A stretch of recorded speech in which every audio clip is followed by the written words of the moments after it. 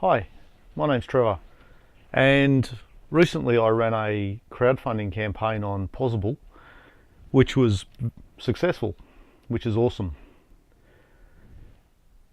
Today I really want to pass on my appreciation and basically say thank you to the 30 investors that poured their hard-earned cash into the project. And I decided to just list them up on here. So to every one of these people, and I don't care how little or how much you put in, all of you are equally as important as the other. And we had a target of $4,000.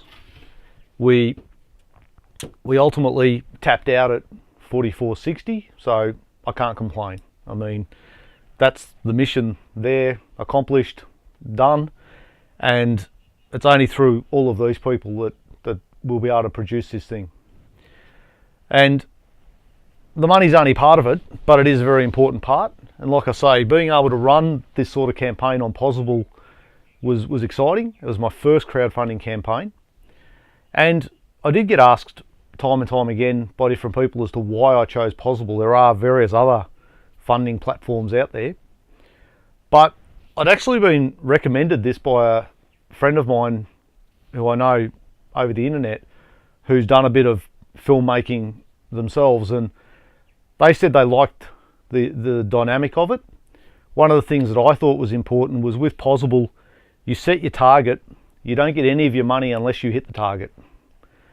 And I actually like that. I think that brings out that can bring out a certain type of investor who's a bit more serious maybe. I also think that it builds in some protection for me. I mean, if I say I need $4,000 to produce this thing, and say I'd got $3,000, well, if you've put your money in for me to do this thing, you're going to be saying, well, hang on a second, why aren't you producing it? And it's hard for me at that point to say, well, geez, I didn't quite get enough, but I've still taken your money. So I like the idea of the way Pozible works and the way you have to hit your target before you get anything. We ended up over the target, which is great, and people did ask me what happens now. Well, I get that as well, so that's nice. I'm actually waiting at this point for the money to materialise in the bank, and no, it's not off to a good night at Crown. What I will be doing straight away as soon as I get it, the very first thing is pay for the insurance that we need. Much of the paperwork that has to go in can't go in until we've got our insurance coverage. So sort of the chicken or the egg thing going on. But so as soon as I can pay the insurance, all the paperwork will go in. We're still in the schedule. We're looking at, if you look up at my brand new wall planner, which only went up a couple of days ago, the only thing on it really is about the film window, which is from the 15th to the 22nd of July. And we'll be travelling around to various locations. We've already locked in the vehicle, and we'll be running around with in a nice little 8-seater, I think it's a Hyundai IMAX or something. And we're getting that through budget, so that's going to be cool. I've dealt with them before for various things. Most of the paperwork, or the departments that we've got to put the paperwork in, they want about 5 days notice before you're filming. So we've got 2 weeks, so it's tight. If I had my time again, I would have started the crowdfunding campaign about 3 weeks earlier than I did. There's a couple of things that, obviously that length between the paperwork. Also, my window got crunched a bit for various reasons, so the 22nd's the latest it can go. I start back at uni on the 25th. Things are moving nicely. During the week, my folder got bigger. I had a little blue folder last week, but I'm producing documents and mud maps and drawings and letters of intention and what have you, and so the paperwork is insane. We did we had a meeting and a little bit of training on Friday. I had some of the crew here, and we were able to talk about some of the communications issues with the radios, for instance. We were able to do some comms testing, so up at a location that's very close to where I live, we're going to have a spotter keeping an eye on when traffic's coming and things like that, and they'll be a few hundred metres up the road. as much as I was sure the radios would do the job, it's important to go and test these things, and it worked really good. I mean, they did exactly what they meant to, but it was important to go check, and that was really cool to get going. The guys also made it clear they wanted to have some high vis vests, so I managed to get one of these, and we were able to. This is an XL, and it turns out they're all about that size, and so that's also important. We're only going to use them at a couple of sites, but their safety is important, and if it makes them safer or makes them feel safer by me having to spend $7 on a vest for each of them, that's what the funding was there to cover, that sort of thing.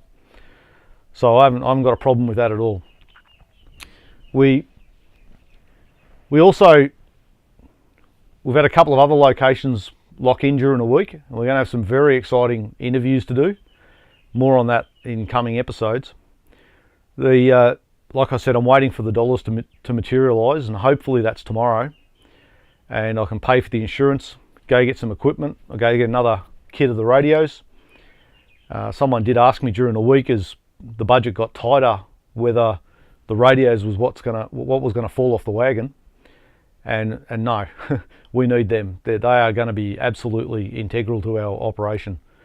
It's not just coordination and me being able to get messages back and forth. It's also got some important safety aspects attached to it.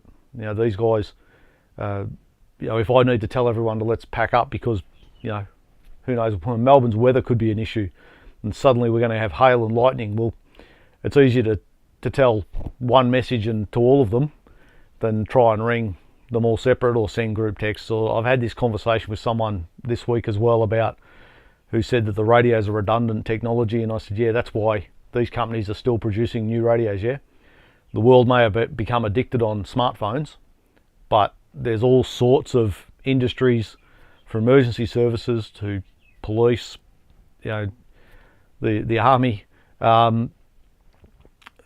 all manner of agencies that use radio communications for a range of reasons. And it's because it's efficient, and once you buy them, there's no ongoing costs attached. They're reliable. They normally, if they're going to work, they work. Like I said, these ones are waterproof, and we've tested that. So the radios weren't what was going to fall off the wagon. What did take a hit was some of our money put aside for distribution and marketing, and we'll just have to try and make it up somewhere down the line. Don't know, we'll see what happens out of that. As for next week, well, like I said, I'll be getting some new gear in. There's some other gear apart from the radios that I've got to get for the project. And in 2 weeks' time, we'll be filming, and we may very well do an episode on location somewhere, which would be really nice, somewhere really cool. So that will also be coming up in future episodes. Apart from that, it all just rolls on. Again, I must say thank you to these guys, and their names are now cruising across the bottom of the page. Like I say, without these people, we wouldn't be doing anything. We wouldn't, and the vision I've got in my head wouldn't even have a chance of seeing the light of day. At least now it's got more than a chance. It's now up to us to actually go and film it and lock everything in and make it all happen. And like I've said previous, hopefully down the line we'll get you all together somewhere. I'll invite the investors and the crew and the public and whoever wants to turn up, and we'll be able to screen this thing somewhere. That's the ultimate plan. But anyway, it's been great to have you here, and feel free to check out other episodes. If you like what you see, please subscribe, and I'll talk to you later on. Cheers.